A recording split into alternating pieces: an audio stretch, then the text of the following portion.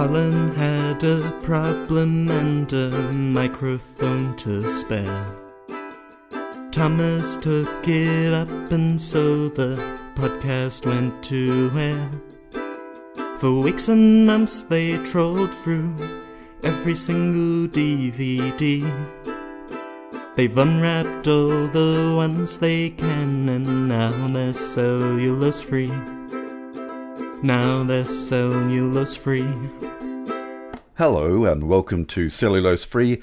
My name is Thomas and with me as always is my fellow film watcher, compadre and dad, Colin. I don't know where I was supposed to go with that, to be honest. Because I didn't say, so what have I been up to?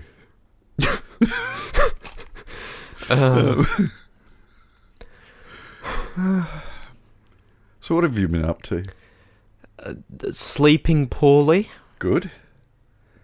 I suspected that was the case due to the fact that your I need to wake up now alarm was in the PM.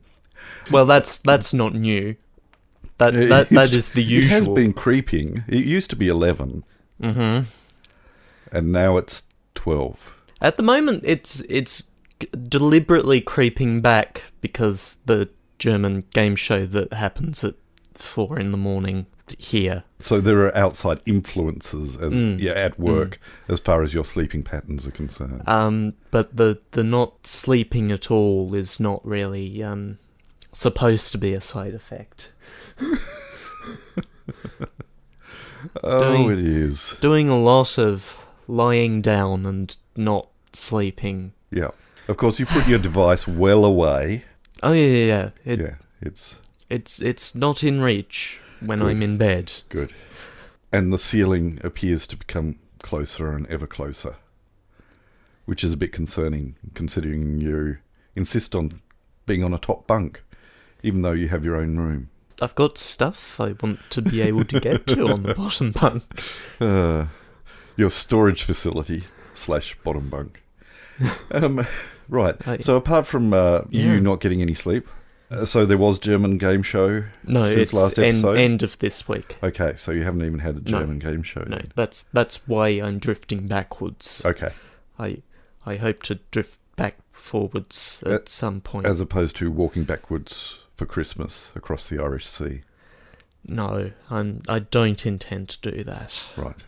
Any dear listener who can identify that obscure reference, please make a note of it on our Facebook page or our Twitter feed or on our MySpace page.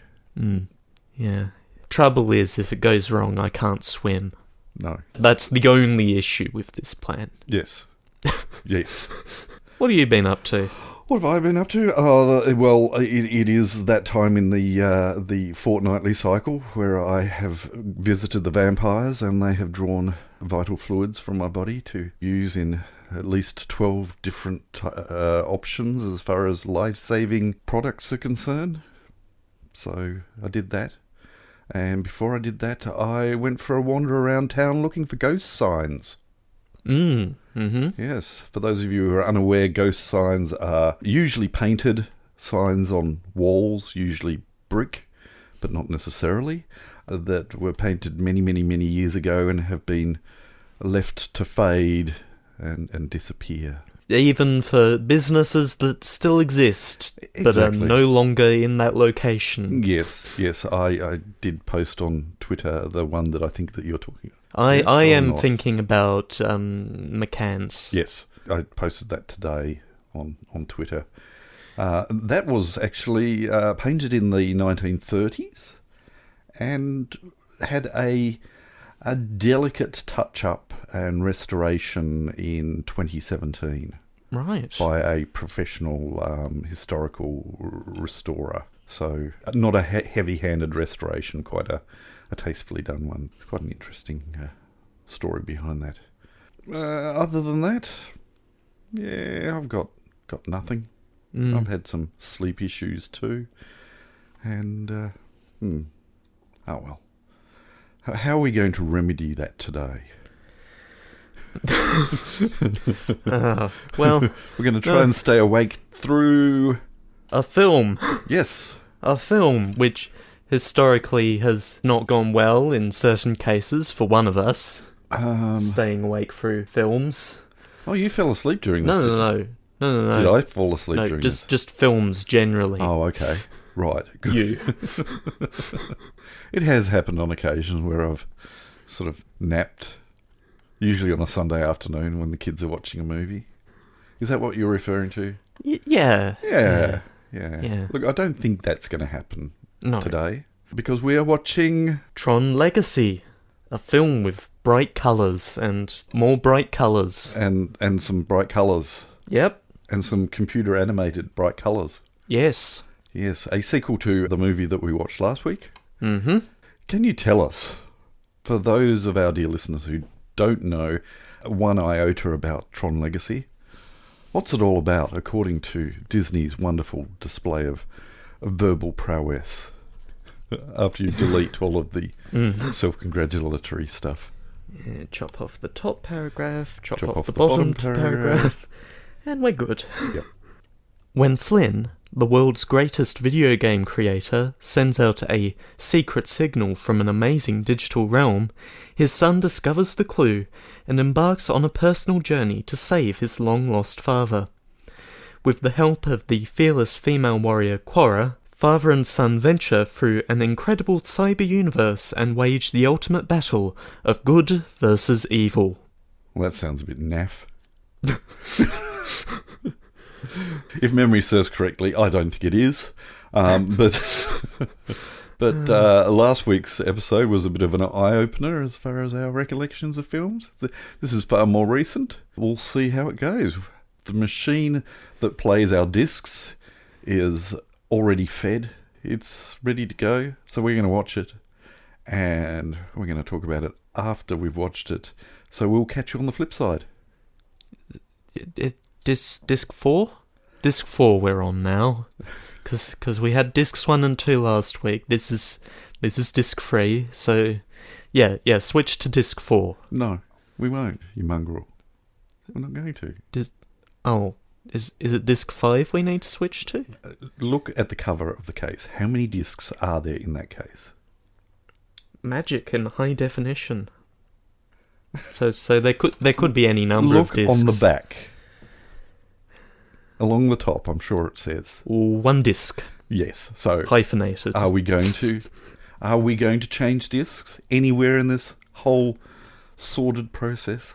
Yes, because there's another disc in here that's not related. Let's get on with this.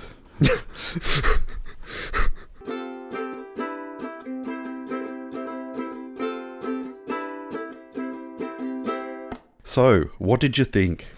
I thought a lot of things. I made some notes too. Before we go too far though, can we establish whether you could watch this film without having seen Tron? I think so, yes. Would you have appreciated it as much? No. Probably not. No, okay, yeah. I was trying to separate whether it could stand alone. I possibly disagree with you somewhat. I think it would be probably 3/4 of the film if you hadn't watched the first film. There is a lot of referencing in there to explain. Yep. And certainly a lot of Easter eggs that give you that, also certainly gave me an I still haven't fully established how much you appreciated or not appreciated this film. It's a visual feast. Yep. It's an audible feast. Mm-hmm. And the plot is sort of ho-hum. Yeah, it is. I love how I feel watching this film. And I remember that feeling when I first saw this. And it is very much a nostalgic feel. So in that respect, considering how we bagged the original film in certain respects, it must have been effective in that respect as far as bringing the best of that nostalgia back to the original viewers, I guess. It so solidly and tastefully done, I thought, and a worthy successor of that feel is what I'm going to nail it to. That being said, for someone to, in this day and age, have to watch the original to fully appreciate the sequel is a tough ask, I guess. So people in that scenario are possibly going to feel maybe it will weaken the impact of the second film, not having the 12-year-old nostalgia, I guess. I don't know whether any of that makes sense. Right. Let's pick this apart and see who can beat each other to the meaty bits. Okay, let's talk about Disney and de-aging. Okay, I'll mark the Uncanny Valley off the list. Because Disney have been circling around this de-aging technology for some time now. Yes. Yeah. Up as far as Rogue One, a Star Wars story. A Star Wars story, yes. And they failed there too. Yeah, it's not good here. Okay. Although... Actually, we can bring it newer. We can? Yes. Spoilers, The Mandalorian. Right. I've not seen The Mandalorian, but that does... Oh, that haven't does you? make sense. It's fine. It's not fine. I don't care about spoilers for the TV show. Okay. I'll get to it. Sorry, you don't eventually, care about the spoilers. Yeah, I thought you meant you don't care about watching it. Main series, okay. Maybe I might be a little peeved, and MCU main series, I might be annoyed. But okay, all right then. So Rogue One, they failed there. Yeah, it's a little better. It's hard to do. It is. It does not help. Actually, this is very, very, very topical because there is a musical that has just come out that is based on a stage musical called Dear Evan Hansen, where Ben Platt, who is 27 years old, is playing a 17-year-old. And it is copping some major, major flack. And rumours have it that by the time it actually hits streaming service, they're going to de-age him. Right. Because it just doesn't work, apparently. I have not seen the film, but yes, it is causing a ruckus, apart from the questionable ethics of the entire film and musical. Yes, this actor just does not look 17. So apparently they are talking about, before it gets put onto the streaming service, they're going to do a limited release of a de-aged version, and then that version will be the streaming service version. A focus test you have to pay to see. I don't know. I don't know. Okay, so yes. Right, sorry, let's get back to... The de-aging technology doesn't work. It's gotten a little better over time, but it still doesn't work. Yeah, what year was this? This was 2010. Okay. Late 2010. I was going to say 2011, but late 2010. In the US, okay. I should say. Yep. It still doesn't work. It doesn't help that in Rogue One, the two people who are quote-unquote de-aged are at that point dead. Dead, yes. Yes. So they were puppets with strings pulled by somebody else. Yes. Whereas in Tron Legacy, it's all based on... Jeff Bridges' performance. Jeff Bridges' performance, yes. He is actually performing the moves that the motion capture of the face is based on. Which is all based on archival footage, and it doesn't work. No. It might eventually. Yeah. I hope they don't make it work. The closest I have seen has actually been people in their sheds, so to speak, trying to do a better job of other people doing it, and deep fake, and all that. However, Yeah. all this being said, Yes. it doesn't work for the young Kevin Flynn. It does work, for me, for Clue. Okay. Because Clue is not actually a human. It's not as weird to me, because this is a program who's not quite there. Yes. I'm yeah, okay no, with it. I get what you mean. Yes. Yeah. There was one shot that took me out of the moment with Clue, and that was where his face was really close to the screen, Yes. right near the very end, before he gets sort of dragged back. No. That jolted me quite severely. But otherwise... But yes, yes. when he was playing younger Kevin, Father Kevin, back in 1989, no, it just... And they were very much conscious of it, because a lot of that he was shot from behind. Or in shadow. And, yeah. And it's really weird that it works for me for Clue and not for Kevin, because it's the same face both times. Yes. So Uncanny Valley is the moniker that has been given to this effect of it just doesn't quite look right. That point at which you're very close to looking human, but not there. Yes, the brain recognises that this is not quite right. Just a little bit less human, and suddenly it becomes okay again. Yeah. I'm going to grab onto the next one. Okay. The next topic. I'm going to say it's a great film. I love this film.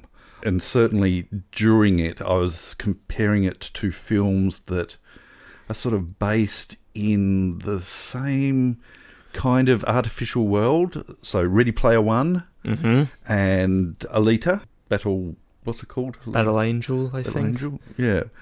I love this film more than those two. Right. Okay. So, certainly more than Ready Player One, especially. And that possibly isn't a fair comparison and and fairly easy to say. However, would I feel that way without the Daft Punk soundtrack? Ooh. How integral is the Daft Punk soundtrack to this film?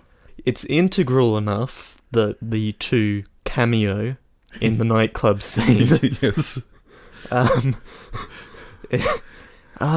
it's not just the music. No. It's the sound design as well. Yeah. It's a very, very good sounding film. Yep. And, I'm not sure it would have done as well. No. I think it would be half a film if it did not have that is how brilliant the soundtrack is to it, and very much makes the film. And yeah, it would be like hacking off a leg and an arm. Does that mean it is held up by the soundtrack?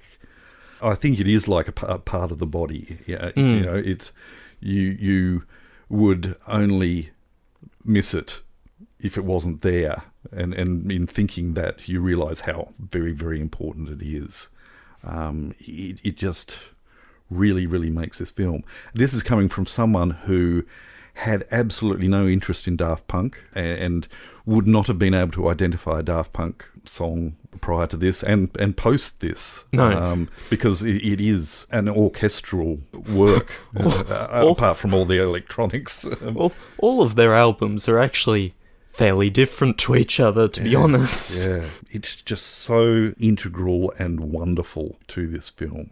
It's so complimentary. It's never full of itself. All right, your turn. Yeah. Keeping on Daft Punk. Yep. Like Wendy Carlos, who composed Tron. Yep. Daft Punk are themselves electronic pioneers. Yes. They were part of what made electronic dance music a thing. They're very important, and it's a shame that they broke up in February this year. Yeah, they're old. Yes, they've been going for a bit. Yeah. I need to check again how long. And there is still that question of whether they performed in all of their performances. Yeah.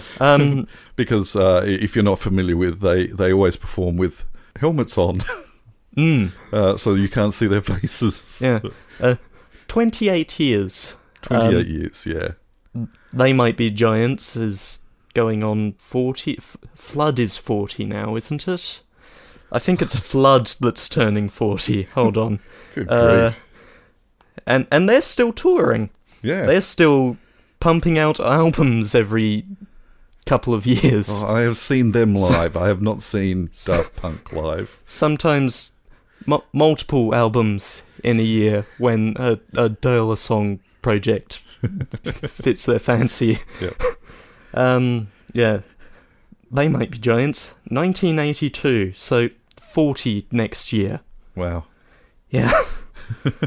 I'm really peeved because soon after the movie came out, I did buy the soundtrack, and then only a couple of years ago, they released an extended soundtrack of a whole heap of pieces that were in the film, or not in the film. Part of that is complicated by the fact that the soundtrack album, as was popular and still is a little popular, had slightly different releases on all the platforms it was released on. And maybe in one particular region there'd be a slightly different album, and oh dear. That's just daft. Punk. That's the music industry. Yeah. Speaking of music, I'm jumping ahead in my notes, but I'll come back.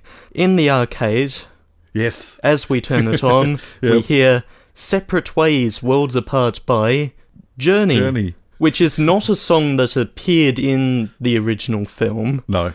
But is a reference to the fact that there was Journey music in the original film. Yeah. And also, I would like to point out there is a piece by Eurythmics as well that you only hear muffled in the background, but they would have had to pay royalties for. So I suspect it was a nod to them in some way or another. Which is somewhat of a waste of my turn, but there we are. Speaking of nods, there was the stereotypical security guy who is sitting back, not paying attention, and then when the screen goes fuzzy, what does the stereotypical security guy do? Yeah, tap it on the screen. It'll do something, right? Yeah. That being said, in the old style security screens where there's a screen for each camera, this was an LCD split screen with a whole heap of cameras being fed into that one screen. So he's just tapping in one corner of this big screen in the hopes that particular camera... What's that going to do? It might be a touch screen, but you're tapping it with your mug. What are you doing? Yes, I noticed it, and it was played for laughs, obviously, and it worked for me. Okay, I just wasted so I'm going to waste another. Over to you. I am absolutely going to waste another. Yep. It's a big door.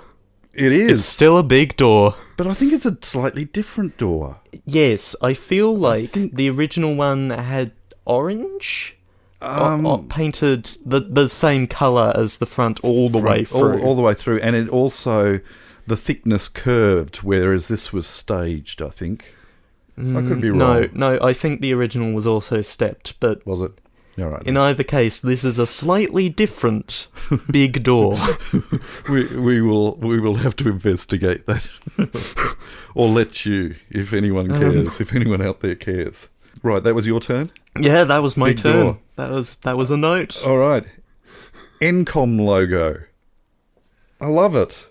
I loved it then, and it hasn't aged. It was a good logo. It's still a good logo. Yeah, it's up there with, I guess, IBM. Mm-hmm. Don't quote. My memory tells me the IBM logo has not changed. It possibly has. It's been tweaked over the years. Yeah. I think it's still roughly the same. Yeah. But as far as I can tell, in the same vein, I don't think the Encom logo changed.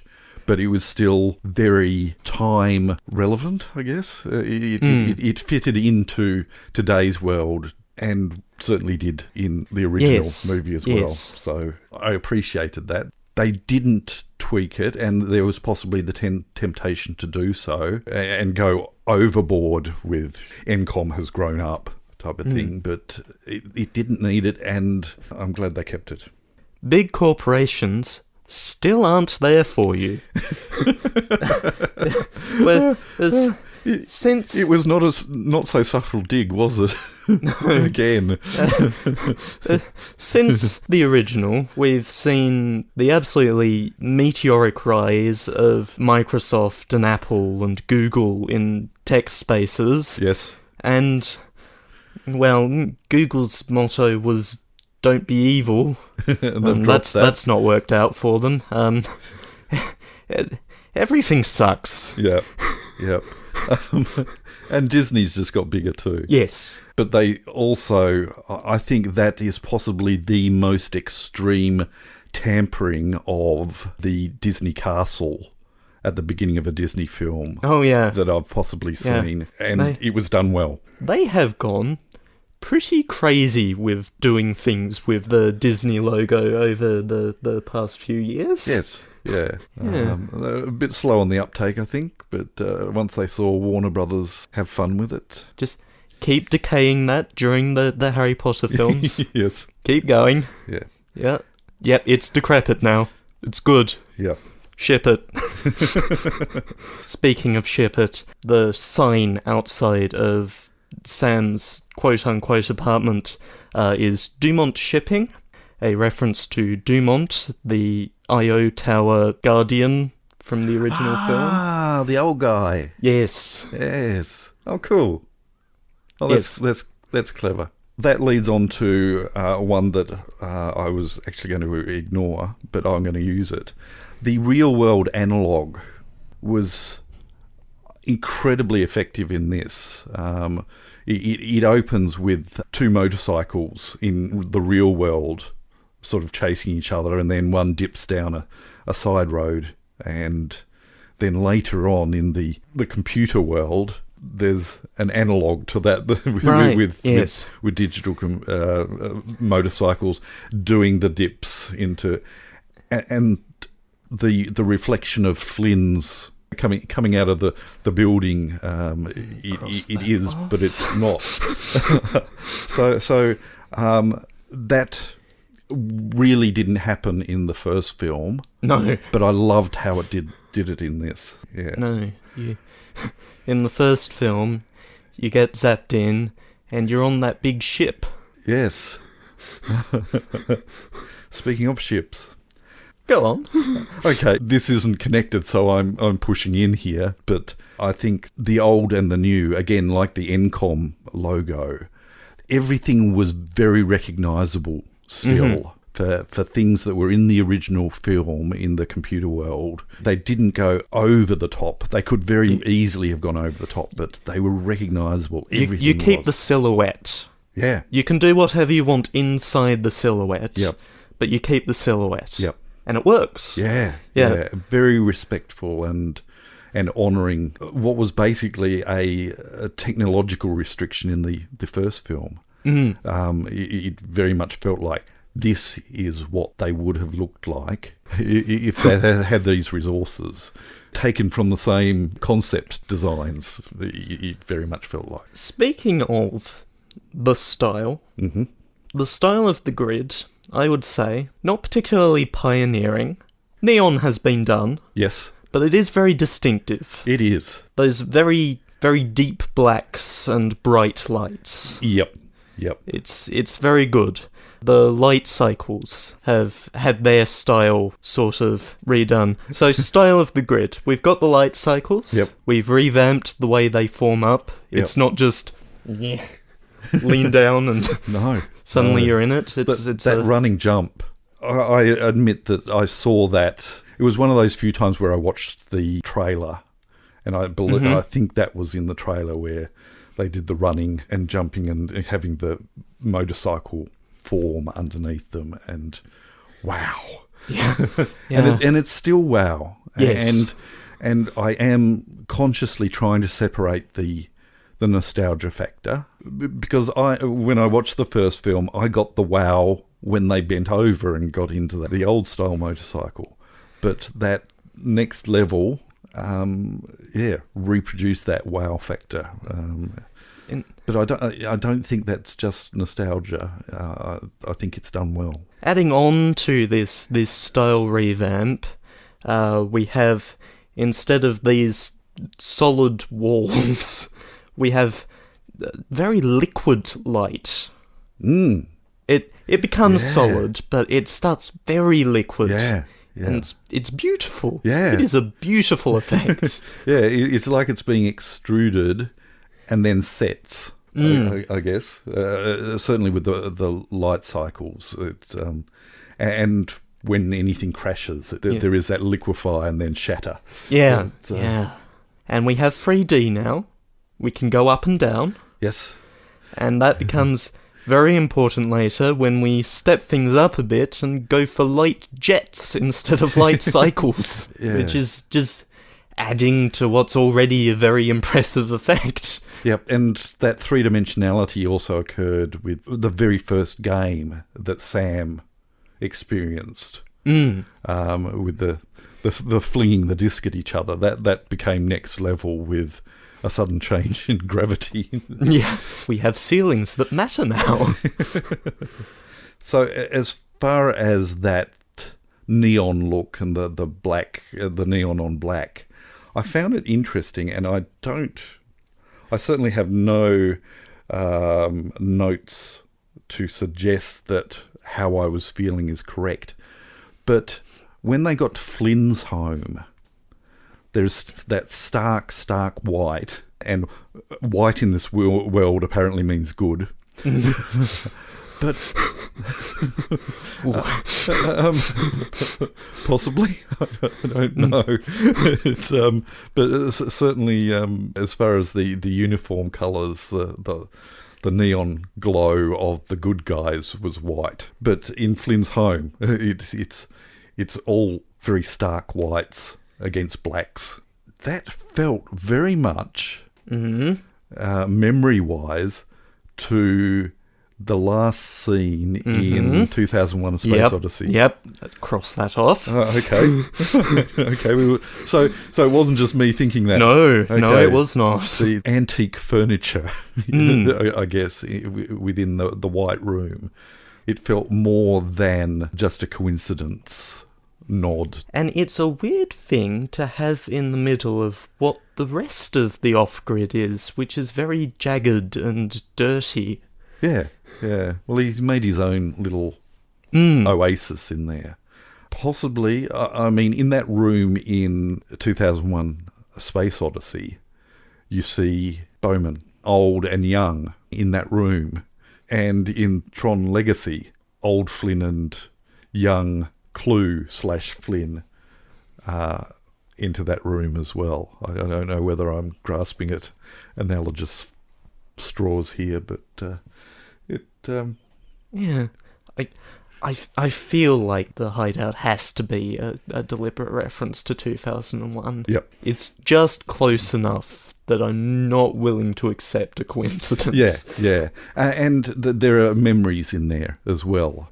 The way he made his home was putting books in there that he respected. And also the nod to the original film with the bit. That was split in two. Just sort of a toy that you can fiddle with. Yeah. Users. In the original Tron, they're sort of revered. It's a religious reverence for the users. Yep. And then we move to Legacy, and everyone hates the users. Yep. Probably because Clue told them to hate the users. Yes. There is very much a brainwashing. It's a nice dichotomy. It is. Is that going anywhere else? No, that's all I wrote down. All right. All right. The script, the dialogue, was so much more digestible in this. it did still occasionally have weird quirks, such as biodigital jazz, man, where he gets all sort of zen and the whole Zen Flynn thing didn't quite gel with me. But it is him. He was like that in the original film, and it's been 20 or so years in the real world, which progresses slower than on the grid. Yeah. He's had a lot of time to get zen. he has. Speaking of weird language and weird things to be saying, let's talk about Quora and the ISOs, the isomorphic algorithms. Isomorphic algorithm isn't a concept that actually exists, but isomorphic means same or similar. And in this case, it's saying similar to human, which the ISOs do seem to be. They have creativity, they build monuments, and then people with no conception of how imperfect perfection can actually be tear them down. Yep. And also close enough to human that when one of them actually manages to get out to the real world, it works. Or is that stretching the imagination? That is because, and it's a total plot contrivance. I have to be honest. It's because of Flynn's identity disc. Oh, that's for right. For whatever reason. Yes. The MacGuffin. Yeah. Which was what was going to let Clue that's right. and the army of rectified programs out into the world to rectify the world. So probably a good thing we put a stop to that then. Probably would be, yes.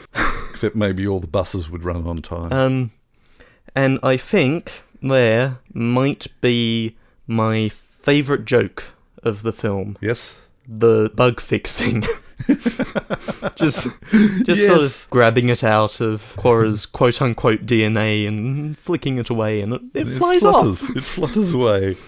Because it's a bug. It's been debugged. Yep. I only have one more thing. I have a few more things, but you can have your one thing. Okay, I shall have one, and my one more thing may be one of your things, so we'll see how we go.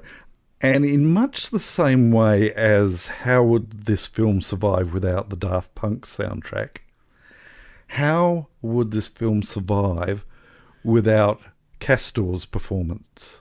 Michael Sheen as Castor / Zeus. Spoilers. Whatever. It's resolved pretty immediately.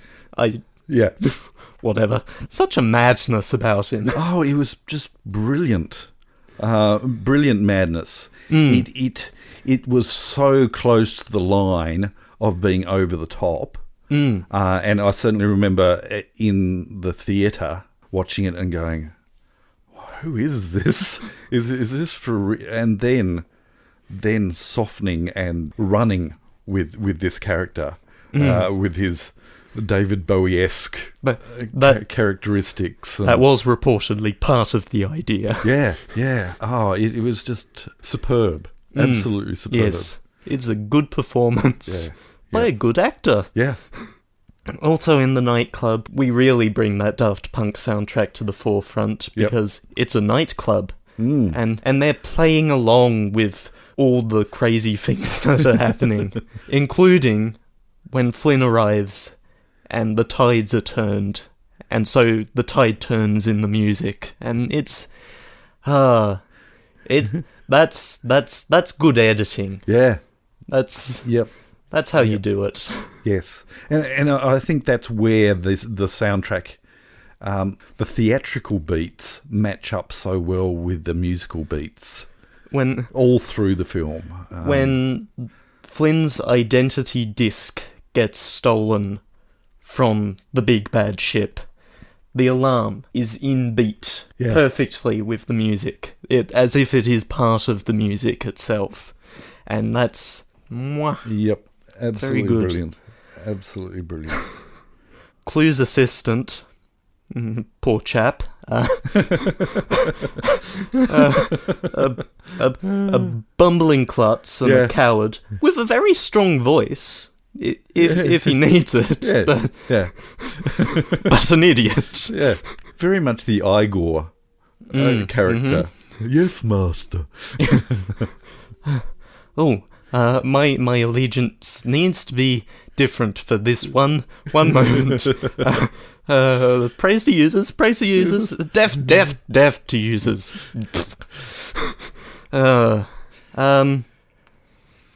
Very interesting themes around AI safety and what happens if you don't define parameters descriptively enough. Yep. You will create a perfect system. That's it. That's your instruction set. Go to work. which again has, I guess, a 2001: A Space Odyssey connection too. The computer was given a set of instructions that clashed regarding perfection. Your people must have your trust. Also, you must not tell them this one thing. This one very important thing. Yeah. Do not tell them. It's very important to the mission, and they'll know eventually. But don't tell them now. Yes. Keep them in the dark. Sam gives a speech to Kevin towards the end of the film about all the things that have happened in the outside world. Yes. The more things change, the more they stay the same. We still have war. The economy is still getting worse. The environment is still getting worse. And people still care about sports. And those are the four things that matter, largely speaking. And there's Wi-Fi. Yes, there's Wi-Fi. Oh, I thought of that in 85. And so we come to the last note on my list. Mm-hmm. Now what? Indeed. Now what? Indeed. So before you go with that, but it is connected. I think I expressed my concern last week. Am I going to appreciate this as much as I recalled appreciating it as a good, solid sequel? There are far better films out there than this film, but I love this film, and I did want more. Mm-hmm. And I think that's where you're heading. That is where I'm heading. So, before Tron Legacy was released, there was a third film in development. There was. A short film was made and included on the home media release that teased at ideas that might go towards a third film. And then things get sort of quiet, and there's still spits and spurts. Like, there's a story for the film. They have ideas. They make a animated series? Yes. But on Disney XD, cancelled after 19 episodes. Yep. Doesn't run particularly long, probably because it didn't rate particularly well. Yes. I don't know what the future of Tron Uprising is now. I know at the present I can say we need more viewers. And so it was cancelled. Yeah. Yeah. And there was a whole heap of other things. There were some really, really big budget Disney flops around that time. One of the people involved said that Tomorrowland was what really ground things to a halt as far as Tron 3 is concerned. The latest news that we have is in August 2020. They are still making the film. They have a director. They have a script. They have Jared Leto. Oh, really? Yeah. Sorry. I showed an extreme bias then. I don't rate him. I'm sorry. They don't have Boxleitner because he lost interest. Things went on for too long, and he doesn't want... quote, I don't want to repeat my career anymore. Yes. The president of music and soundtracks at Walt Disney said that they wanted Daft Punk back in June of 2020. Don't know how that's going to go now that they've broken up, but you can dream big, I suppose. I still think they're the Dread Pirate Roberts. There have been 47 members of Daft Punk. And they've all been seen as the same too. But anyway, in August of 2020, the news is that it's still going ahead, as far as we can tell. August 2020, of course, being... Yes. Still going towards the peak of the COVID-19 pandemic. Yeah. So, who knows? Everything's a mess. It smells severely of development hell. Mm. I will believe it when I see it. Give it another 20 years. Yeah. And I had forgotten how much the first time I watched this, at the end going, I did really enjoy that. And they have very much set it up for further adventures. And you know, there are enough loose ends to well and truly develop a great story. And I felt that again today, and I'm still not holding my breath, though. All that being said, I'm still amazed that it actually happened. Yeah. Considering the first film initially was a flop, but then developed sort of cult status, and then they actually did it. It was it was stunning. Yeah, so I will believe another sequel when I see it, but yeah, it will be. I'd watch it in cinema. Yeah. It'll probably be another visual spectacle at least. I should also point out that this did come out in 3D, and I didn't see it in 3D, and I possibly could have been tempted, especially that last flying around. So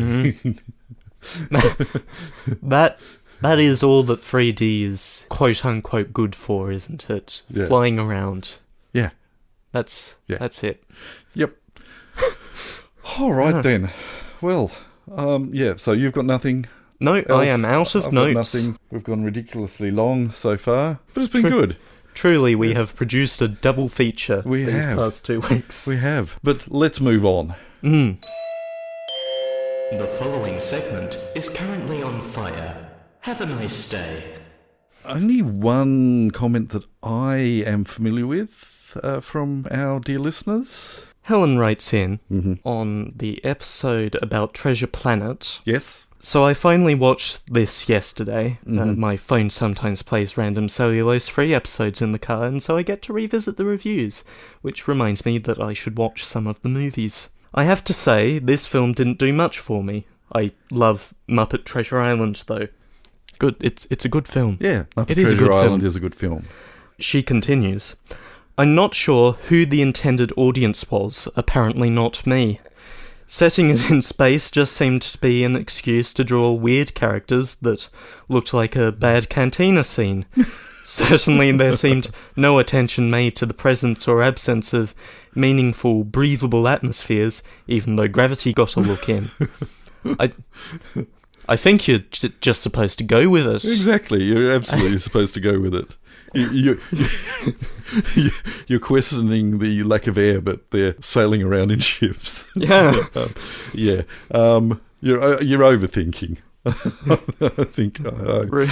Repeat yourself, it's just a show. I should really just relax. I was actually surprised. It came up in a dinner conversation, and Brianna, my eldest daughter, piped in, "No, that's a good film. I love that film." And I thought, yay, I've raised her well. Again, it's not a great film, but you're overthinking, dear listener Helen, in my humble opinion, but we're wrong. Apparently. Constantly. We're always wrong. So you've got nothing else? Nope. No, we'll move on then. Pick a film for next week so we can go to bed. Yeah, thank you again for all your comments. Do keep them coming in. Yes. We get lonely. And dear Helen, don't feel put off making any more comments. Again, we get lonely. We do. It's lonely in here. Talk to us, please. Even the cat's not in here at the moment. All right, it's your turn. It is my turn, and it's 10 o'clock. We've been going at it. We have. I don't have any particular plans. Okay, it sounds like a shakerama to me. It does. Let's see. Thomas is going to bring up his list of movies that he's tagged in our movie database. Make sure that there's nothing that's come up recently that's been entered to the collection, but no, not really. Not that I want to bring up right now, no. The cool thing about this app is that you can make your own little sub-list, and he's made a list of films he wants to revisit. I have made my list, and it has the ability to just give the device a bit of a shake, and it'll randomly select one from that sub-list. I'm going to add that to my list. Oh, he's adding one to his list. I'm going to add it to my list, and I'm but not going to bring it up. But he doesn't necessarily want it to happen. Right. Okay. If I randomly select it... So be it. Thank you, whims of fate. Okay. I did not. He did not. Well, there's a hard swerve. Ooh. I'm worried now. How long is this? Okay. This one is 124 minutes. Okay. It's from 1995. Mm-hmm. One of the stars is Brad Pitt.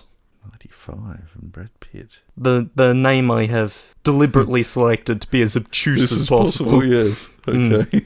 Let's see. What else can I throw at you that won't help?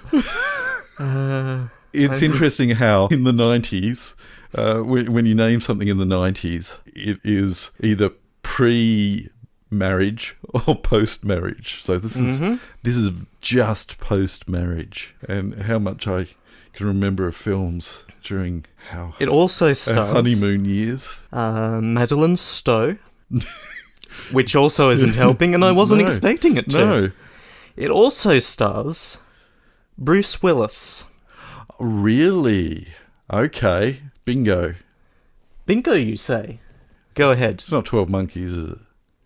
It is a Terry Gilliam film. Right. 12 Monkeys. Okay. Yeah.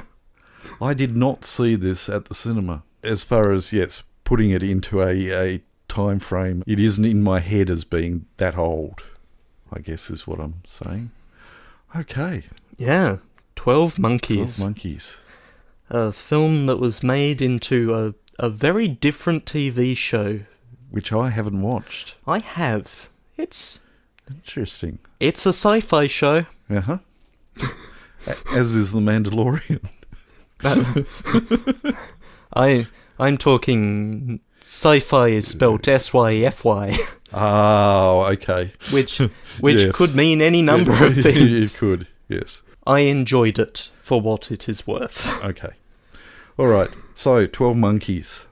12 Monkeys. A Terry Gilliam film that, as with all Terry Gilliam films, has a long and convoluted history, which we're not going to go into now because we're heading into 1 hour and 16 minutes here. So, before we wrap up, Thomas, would you give us a plot synopsis of... Oh, good grief, that may take another hour and 16 minutes. So what you need to understand... A lone time traveller from the year 2035 must solve a riddle that may save his people, but it may also take him to the brink of madness. After the world's population is devastated by a killer virus, survivors must live in dark underground communities. Cole volunteers, quote-unquote, to travel into the past to obtain a pure virus sample, thereby helping scientists develop a cure.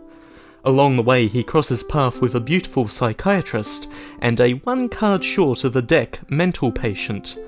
But the race is on as Cole searches for the army of the 12 Monkeys, a radical group linked to the deadly disease. It's a crazy film. It is. I'm looking forward to it. I am also looking forward to it. We hope that you're looking forward to it. We're hoping that it'll be a shorter episode than this. But we hope that you can join us anyway. But until then, we'll catch you next time. End of line? No, you've done that. You did that last week. Yeah, but this one has a question mark at the end of it. Ah, okay. You have been listening to Cellulose Free. Your hosts were Colin, who produces and edits the show, and Thomas, who makes the artwork and music. Cellulose Free is recorded in the Deranged Cat Studios in scenic Tasmania, Australia. We keep track of our extensive physical media collection through My Movies, which we highly recommend. You can find links to that, as well as other places you can find us, in the show notes. Cellulose Free is a Hi Hello production.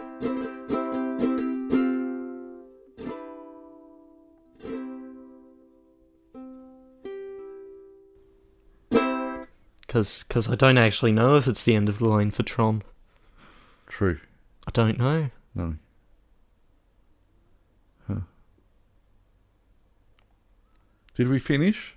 I think we did. I think we did too. Bye? Bye. Go away. You dag.